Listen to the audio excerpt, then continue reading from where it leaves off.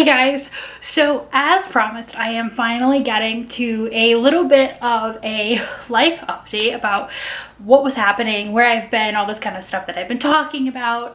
If you are not interested in that and only want to be here for the second part of this video, the bulk of this video really, for my true crime podcast recommendations, if I have done my job right, there should be some timestamps that will help you navigate past this bit, and I don't blame you at all. There's some really awesome stuff there that I'm going to talk about, but first we're going to do the talkie bit.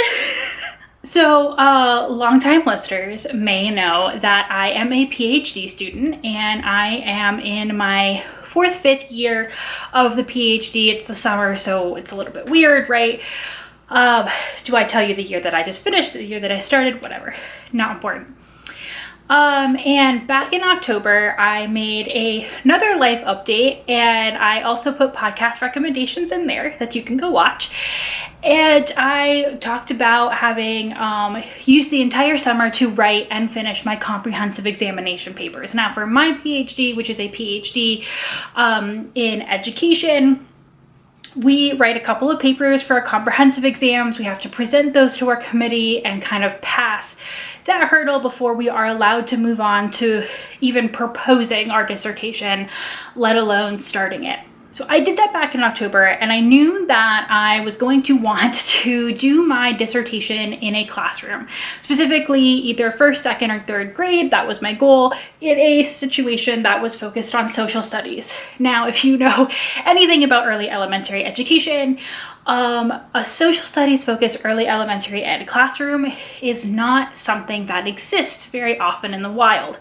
And so I kind of thought, like, oh, the spring semester, I'll just be teaching, I'll go to conferences, like I'll start to work on some papers with some different writing groups, and I'll keep my scholarship alive and start like slowly plotting out my dissertation. And that was absolutely my plan going into January, which is basically for us the interregnum between the fall semester and the spring semester, like that winter break section. During winter break, my advisor contacted me, and she said, hey, I may have found someone who would be interested in letting you into her classroom to do your dissertation. And I was like, great, that's awesome. And so she said, like, why don't you get together, have coffee with her, and see if this would be a partnership that would work for both of you. Now, I am bound by strict confidentiality with a lot of the stuff that is about to happen here, but basically here's what happened. I went into that meeting, and within 5 minutes, she was like, yes, you can do your dissertation in my classroom, and like, you should definitely join this year, like now, because I do a lot of this social studies stuff focused at the end, and I have this grant that I'm working with, and given the state of everything, this grant is probably not going to be renewed, and so like, you should do this now. This is mid-January. Like, I don't have a dissertation proposal, I don't have any of that work done. And I contacted my advisor and I said, do you think I can do this? Because I need to write my dissertation proposal, present the dissertation proposal to my committee, have them approve it, do the paperwork. There's at least 3 sets of different forms and paperwork you have to do with a graduate school. Then you also need this thing called Institutional Review Board approval, which basically is the approval of the board overseeing human subject research, and basically saying that I have a plan for how I'm going to conduct this research and no one will be harmed in the making of this research. I had to get all of that done. And I had to do it in like 2 months, because I needed to get in the classroom to collect my data for the end of the year. And this is a semester that I did not plan to be doing this work. I ended up being in the classroom for 3 hours every single school day. This was not planned for. I went to 4 conferences. I was working on 2 separate papers with 2 separate writing teams, and I was teaching as well. I'm also a teacher at my university, and thankfully I was only teaching 1 class that semester, but basically I would teach, I would get in my car, I would race to my site, I would be there for 3 hours, and then just basically trying to fit everything else in my life like around this brand new construction of something. And also traveling to, I went to Colorado, Ohio, and Missouri, and New York this semester, or that semester, for conferences. So basically, at a certain point, my mental health got so bad. It was, you know, pretty like red level awful. And so I was just like, I'm just gonna shut down everything. Nothing, I can't do anything that is not necessary. And every other moment I have to spend like either doing something I have to do that is on a deadline that has to get done, or trying to like conserve my energy. And I think the issue is that I was doing so many things that I genuinely really love, and I wanted to do them all really, really well. But I was so stretched thin that there was not a chance that everything was being done to 100% perfection, and it just kind of created a cycle and a feedback loop where I was feeling really bad about myself and really stressed and all that type of stuff. So that's why I wasn't reading, because even though we have this channel, Michaela and I have always agreed that like our lives and our health comes first, and that we don't do this to make money. We never have, we probably never will. We do this because we love reading, we love hanging out with our friends, we love talking to you guys and sharing all of our love about books. And so I basically told her, I was like, I can't do this right now. And even if I was reading, I really doubt that I would be enjoying what I was reading, because I was just in such a state of like, so wildly, after all of this, I have done all of my data collection, and now the only thing that is left is for me to write my dissertation. And it's kind of insane to be saying that in July 2025, when I didn't even think my dissertation data collection was going to start until like August, September 2025. And so it's kind of great because my whole timeline has been thrown ahead. It's terrible because my entire timeline has been moved quite far forward. And it just changed a lot of things that are happening in my personal and professional life. Changed a lot of timelines, changed a lot of things that have to get done, changed a lot of the way that I look at my future. So it's been a lot. It's been a lot, and I am hoping that moving forward this summer, even though I have 2 jobs, and then moving into the fall semester when I'll be teaching again, at this point my dissertation stuff is happening on my schedule, which is terrible because I have to make time for it. Time is not made for it unless I make it. But yeah, it's been the literal definition of a whirlwind, and I am just now catching my breath. However, one of the things that I was doing during all of this was I was listening to a bunch of podcasts, and they were something that like I knew that I could just listen to. They were episodic, so I could pick them up and put them down whenever I needed them. And also a lot of the stuff that I was doing was I was scanning a lot of student work.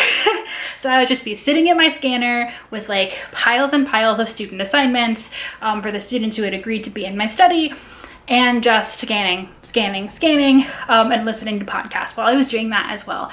And I did talk about a couple of these in a reading roundtable that we filmed recently. So I will link to that as well up in the cards. And the 2 that I talked about there, and so I won't talk about here a ton, were The Pit and Pressure Cooker. Both of these were limited series that were produced by the CBC, or the Canadian Broadcasting Company. I will say generally that I have had a lot of excellent luck with CBC podcasts. But in particular, Pressure Cooker was super interesting about homegrown Canadian terrorism, but also like the problems of police intervention, which was so interesting to hear about and hear people talk about policing and police contact in the Canadian context, which obviously, since I am in America, We talk about policing all the time, so it was really interesting to get that different perspective. And then The Pit. This was meant to be a limited series about a unsolved murder, but basically during the recording of the podcast, there was actually an arrest made. And so the podcast transitions, like it changes like hosts 3 times, because it goes through, like, it starts pre-COVID and the trial goes through COVID and then it's post-COVID. It's really, really wild. So it goes from something that probably had a little bit more structure to it in the beginning to something that's a little bit more episodic as it goes on. But it is really a like storytelling in action for this podcast, which was really, really interesting. So, that's the brief headline on those. And again, I talk about them at more length in that other reading roundtable that you can go watch. I'm gonna flip what I did in that video, which is I mentioned another CBC podcast really briefly, and then I focused on the other 2 I just mentioned because they are actually related in a policing tactic that is used.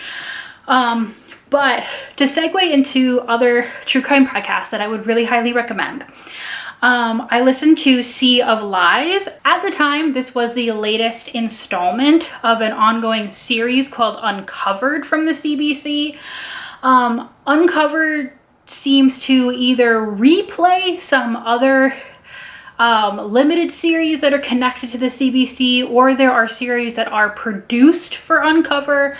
They are all different hosts, they are all different stories, all different topics, and I think this was like, there's almost 30 seasons of this, so there's probably something for everyone, and indeed I listened to 3 separate series from Uncover. But Sea of Lies is, out of everything that I listened to, hand down the best. Unfortunately, it was also the first one that I listened to. But so Sea of Lies begins with a father and son who are out fishing and they find a body. And they come back in, they report the body, and it takes them a while to, identify who this person is. He's divorced, he doesn't have a lot of friends, and so they are able to contact this one friend and be like, hey, found this guy's body, he's dead, do you know why? And the friend's like, no, not really. And the police are just like running up against all these walls, and they're like, there is no reason for this person to be dead, it's weird. And then this policeman goes to talk to the friend that they found. And just by accident, he knocks on the door of the wrong house for this interview. And he tells the people, oh, I'm so sorry. I'm looking for this friend. And they go, oh, no one lives in this area by that name, but someone lives in this area by this name. And they give the name of the dead man. And completely by accident, the police realize that the friend has assumed the dead man's identity. And the story has so many twists and turns, even from there. It's incredible. It's told really well. I literally could not stop listening to it. Like, I just had to know every single twist and turn. I needed to know every episode. All of them are out now, so you can binge it. But it was just between the story, the storytelling, just the production, really, really well done. And so let that be maybe your entry point into the rest of the Uncover seasons for the ones that stick out the most to you. I also listened to The Band Teacher, which is about sexual assault from a band teacher. Get band teacher, and like B-A-N-N-E-D and B-A-N-D is the play. This was actually the second season of something called The Band Played On, which I guess they adapted into Uncover. And then one called Bad Results, about a DNA testing company that was giving people like false DNA results, and the trauma that resulted from that, from people trying to find out the paternity of their child and stuff like that. If you were looking for a podcast with a little bit of a mafia twist on it, Crooked has put out a podcast called Shadow Kingdom, Cod's Banker. Now, Shadow Kingdom is, I think, something they're going to be using for like other entries into this series, and God's Banker is this one in particular. But basically, It is produced about this very mysterious death, about this accountant who was essentially known as God's banker, aka the Pope. Like, he was doing money management for the Vatican and also the mafia maybe, and some other really, really shady characters.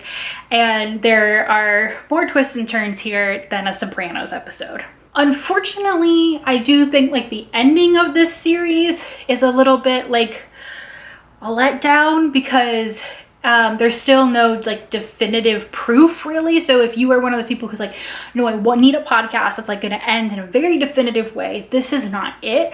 But it is definitely a podcast where things that sound like they might be conspiracy theories are actually like potentially, partially at least, proven. And you're like, okay, all of these things can't be true, right? But there's this other turn and this other turn. And it's just really interesting. So if you like your like mafia, Vatican, Italian story, this one is really interesting, with the caveat that it is not going to like wrap up with some kind of definitive answer. You just kind of have to be along for the ride and be willing to kind of have it end and be like, huh, like I wonder what happened. And by that point you probably will have formed your own opinions, but the podcast in that sense is really good, that it doesn't say like, out of all this, here's probably what happened. It's just kind of like, meh? So very interesting. Loved that a lot. On the flip side is another one that I listened to that, unlike God's Banker, where it's like, here's this really weird thing that happened that we're not really sure what happened, and here's like an investigation into it. I also listened to Aftermath, The Hunt for the Anthrax Killer. And so this is an investigative series into the anthrax killings that happened in America. Roughly like around the same time as 9/11. So sometimes people are like, oh my God, that actually also happened. Then it's like kind of crazy. But we know what happened, right? This person was caught. But this is a series that takes you step by step by step into how that person was caught, talks with the investigators, the steps that they took. And that's something that I really love, these types of kind of more procedural stuff. I think there's also been some documentaries about this that have come out recently that I have also watched. But in case you are interested in the type of true crime where the answer is definitely done, like we have it, we know who did this, but the steps that went into like finding that, and especially in this case, this was a huge operation. It was a huge, like, you know, homegrown terror operation. And so this is a more procedural true crime situation that, again, excellent production, just extremely compelling, hard to stop listening, and just also like historical about some things that, you know, maybe we've forgotten about, but have really helped to shape how we think about, you know, homegrown terrorism in the country. Switching over to a series that again has kind of been evolving. There is a true crime podcast called Unraveled, and it started off as something about the Long Island serial killer, but when the podcast started, they did not have a Long Island serial killer. We were basically no closer, really, to knowing who the Long Island serial killer was. And there was an incredible investigation by there was a podcasting duo who were leading it at the time, looking into elements of specifically police corruption in this area of Long Island and New York. And it's really, really fascinating and interesting what they dug up about what was at the time an extremely long time unsolved case, and a case that was just very, very mishandled, like absolutely mishandled by this particular team of law enforcement, not just from the police, but like higher up into the law enforcement offices that were there, and two people who have actually been convicted of like crimes at this point. It does go pretty far afield from what ends up coming out, because obviously at this point in time, the Long Island serial killer has been identified. And so what's interesting about this podcast is they have that entire series that starts. The podcast goes off and is doing other series, like other things that we're talking about. And then once the Long Island serial killer is actually identified, the series goes back to being about the Long Island serial killer. So when it showed up on my Spotify, like the little, icon was unraveled, the Long Island serial killer, but there is like a discrepancy in like the podcast a little bit. I didn't listen to that middle part. I listened to the opening, which that first series before he's caught, you could potentially skip if you're not interested. I was, because one of the things that I'm interested about in true crime and these like long time unsolved cases is the ways in which people were trying to solve them, and the thoughts, and like, oh, this is maybe who we think did it, or like the type of person we think did it. So even though they were fairly far afield with some of their like assumptions, or like, oh, maybe this is who the Long Island serial killer might be, or what they're like, it was still really, really interesting, and still talking about a very significant issue with the case itself and why it probably stayed unsolved for so long. And now having the episodes after the Long Island serial killer has been identified as Rex Heuermann. And then at that point, it turns into something that's a little bit more episodic. It's still releasing episodes once a month. More of the victims have been identified through genetic genealogy. The court case is ongoing, stuff like that. So it's one of those things where it's a really interesting, since I only found it, after the Long Island serial killer had actually been caught, to see those two things together. I think it's a really interesting piece of just like true crime history, and something that we can now go back and I can listen to those earlier episodes with the knowledge that we have now. It's just really, really interesting. And so if you are looking for a true crime podcast that is still ongoing, that is picking up different episodes, like I said, once a month, every once in a while they'll do specials about an ongoing, like very prolific serial killer. This might be one that you want to tune into now. And while you're waiting for those episodes, you can either, like I said, start at the early episodes of the podcast, recognizing that the production of the podcast changes a little bit as you come forward to the newer episodes, or you can just skip those and start. There are so many episodes that they've put out since the Long Island serial killer has been identified that there's like basically just enough there. You could just do that if you wanted. I'm gonna finish up with the last podcast that I was listening to. So this is actually very recent, wasn't during this whole period, but I found it really, really fascinating. It is called Run Bambi Run, and it was originally an Apple exclusive, according to the information, but I listened to it on Spotify. It is no longer an Apple exclusive. And Run Bambi Run is the story of a woman who, by all accounts, was incredibly beautiful back in the 70s and 80s. And her life was kind of like dictated by how beautiful she was, right? And she could have gone and done anything, but she chose to become a police officer. This is in the period where police institutions are just starting to basically have to, by government fiat, hire women and people of color. And she is hired by a police station that needs to meet those quotas in order to continue to receive some federal funding. But little does she know that there is a quota for hiring, but nobody pays attention to if the women and or people of color stay on the force. She starts reporting on police corruption. She ends up getting fired. She does not go quietly. She tries to bring a suit against the police.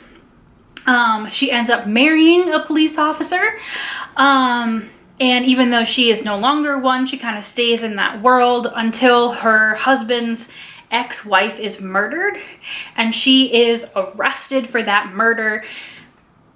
Is it a conspiracy? Did she actually do it? That's only one of the things that this podcast will discuss, because not only does this woman have this entire backstory, while she is incarcerated, she escapes and goes on the run to Canada. And that's actually where you get the title of the podcast, Run, Bambi, Run.